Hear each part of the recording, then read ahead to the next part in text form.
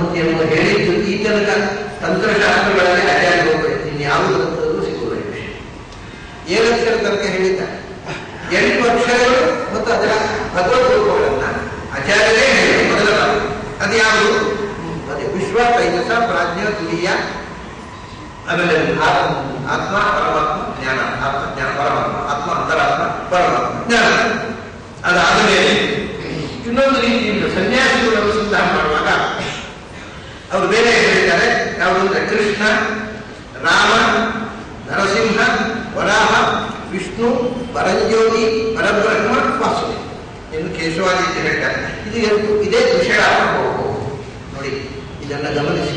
ಅದರಲ್ಲಿ ಓಂಕಾರದ ಮೊದಲ 4 ಅಕ್ಷರಕ್ಕೆ ಕೃಷ್ಣ, ರಾಮ, ನರಸಿಂಹ, ವರಾಹ ಈ 4 ರೂಪಗಳನ್ನು ಹೇಳ್ತಾರೆ. ಈ 4 ರೂಪಗಳಿಗೆ ದಶಾವತಾರದಲ್ಲಿ ವೈಶಿಷ್ಟ್ಯ ಅಂತ ಹೇಳಿ ಜಯರನ್ನ ಉದ್ಧಾರ ಮಾಡೋದಕ್ಕೋಸ್ಕರ ಬಂದು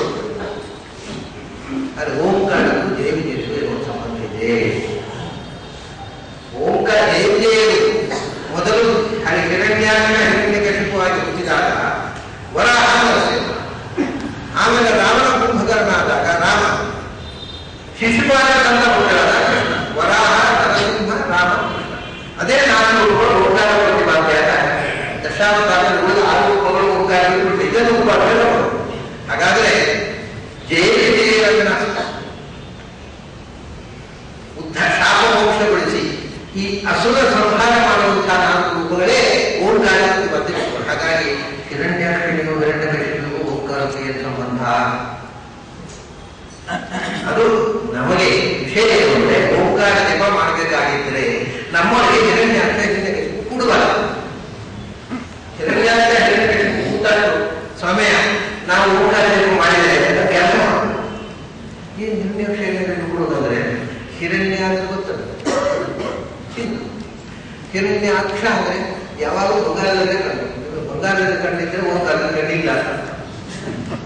ಓಂಕಾರ ಜಪ ಮಾಡುವಾಗ ಬಂಗಾರ ಲೆಕ್ಕಾಚಾರ ಕೆಪಸರ ಮುಂದೆ ಇವತ್ತು ಯಾರು ಅದರಿಂದ ನಿಮಗೆ ಬಂಗಾರ ನೀವು ಹಿರಣ್ಯಾಕ್ಷರಾಗಿರುವ ಪ್ರಕಾರ ಓಂಕಾರ ಜಪ ಮಾಡಿದ್ರೆ ಕೆಲಸ ಮಾಡುವುದಿಲ್ಲ.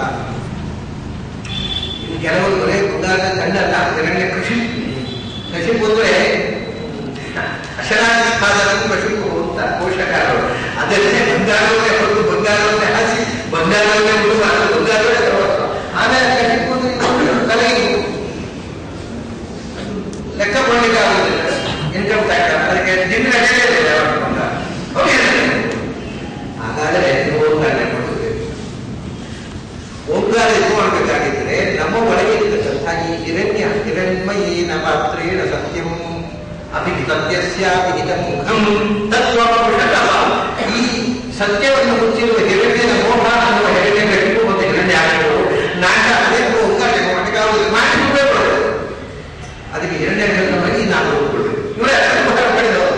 ಅವರು ನೀವು ನಮ್ಮೊಳಗೆ ಹಿರಣ್ಯಕಶಿಪು ಸಂಹಾರ ಮಾಡಪ್ಪ, ಕೃಷ್ಣ, ರಾಮ, ನರಸಿಂಹ, ನೀವು 3 ರೂಪ 4 ರೂಪಗಳನ್ನು ಈ ದೈತ್ಯರನ್ನ 3 ಬಾರಿ ಸಂಹಾರ ಮಾಡಿದರೆ ನಮ್ಮೊಳಗೆ ಸಂಹಾರ ಮಾಡೋದು ಅಂತ ಪ್ರಾರ್ಥನೆ. ಅದಕ್ಕೋಸ್ಕರ ಓಂಕಾರ ವಾಕ್ಯವನ್ನು ಎರಡನೇ ದೇವಿದೇವರು ಮೋಕ್ಷಕ್ಕೆ ಹೋಗುವ ಹೊರಗಿನ ಒಳಗಿನ ಅಂತಃಪುರದಲ್ಲಿ ಬೇರೆ ಹೊರಗೆ ಹೆಬ್ಬಾಯಿ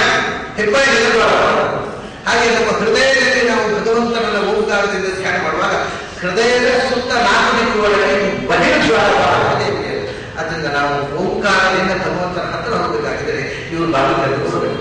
ದೇವರು ಬಾಗಿಲು ತೆರೆಯದೇ ಇದ್ದರೆ ಓಂಕಾರದಿಂದ ಭಗವಂತ ಕಾಣಲ್ಲ. ಅದಕ್ಕೆ ಹಿರಣ್ಯಾಕ್ಷ ಹಿರಣ್ಯಕಶಿಪುಗಳ ಸಂಹಾರಾಗಿ ದೇವರು ಉದ್ಧಾರ ಆಗಲಿ ಓಂಕಾರ.